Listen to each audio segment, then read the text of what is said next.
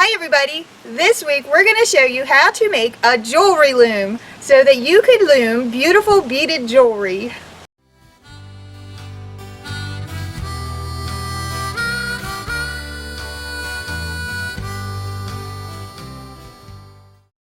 A very special shout out goes to Perla for introducing me to this wonderful, fun way to make new jewelry. Thank you, Perla, you're awesome!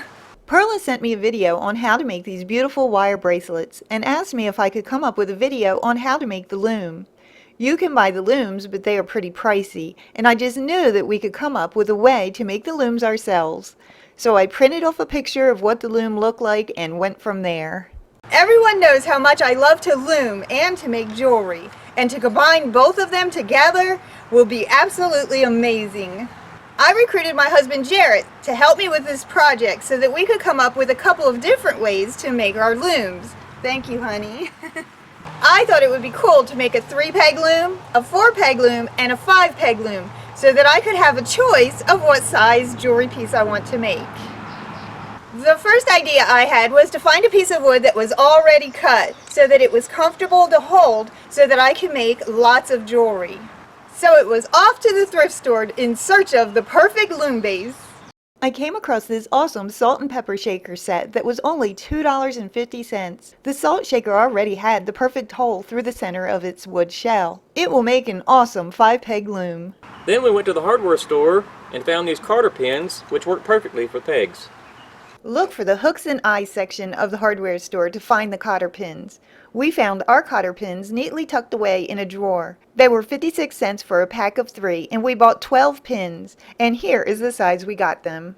I will put a list of the things you might need to make your jewelry looms in the description down below.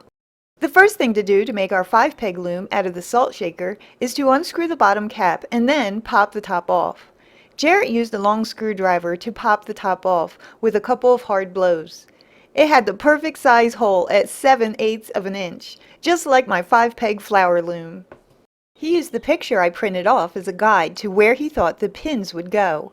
Then he marked them with a pen. He used a 5/64 inch drill bit to drill holes straight down into the wood on each mark that he made. You want to drill holes to make tapping the Cotter pins into place easy and to prevent your pins from bending. Once all the holes are drilled, the last thing to do is to use a small hammer and tap all 5 Cotter pins into place like this. Take notice of how each of the pins are facing. Yay! My 5-peg loom is done! Wasn't that easy? It works great, and I had so much fun making this bracelet on my new loom. Since everybody is not going to be able to find a fancy salt shaker like I have here, I thought that it would be really awesome if Jarrett showed us how to make looms out of scrap pieces of wood too. They might not be as comfortable to hold as a salt shaker would, but they'll work. Jarrett used a scrap piece of 2x4 wood to make our other 2 looms. He used a 7/8 inch wood bit for the hole.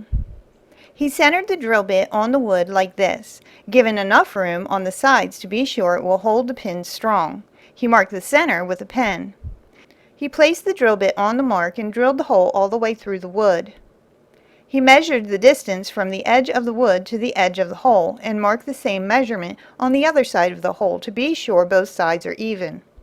Then he drew a line to mark where to cut. Then he cut it with a skill saw. Next, sand your loom to smooth out all of the rough edges. Be sure to get in the hole too. Now it is time to mark the wood where we will be putting our pegs. The 4-peg loom was pretty easy. He simply drew a line on both sides like this. Now he drills the holes evenly on all 4 sides. Then he tapped each of the Cotter pins in place. Here is the finished 4-peg loom and the finished 3-peg loom. Notice how he marked the 3-peg loom and where he put the pegs. Working on these scrap wood looms is actually pretty awesome. They are much easier to hold than I expected, and I really enjoy making these bracelets. I am going to leave a link below to the amazing video that Perla shared with me to make it easy for you to make jewelry too. We hope you enjoyed watching us make our jewelry looms and that it inspires you to make one too. Because the bracelets use a lot of beads, I also want to do another tutorial on how you can make your own beads out of Polymorph moldable plastic.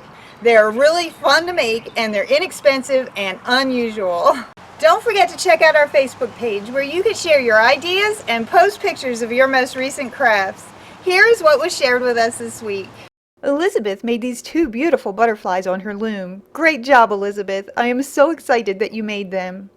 Here is Jane's awesome owl that she made with sticks and pine cones. Nice job, Jane. And Mary made this amazing acrylic painting. Look at those cuties on the swing. I love it. Thank you so much for watching and sharing. I love you all, and I'll see you next week with another craft. Bye!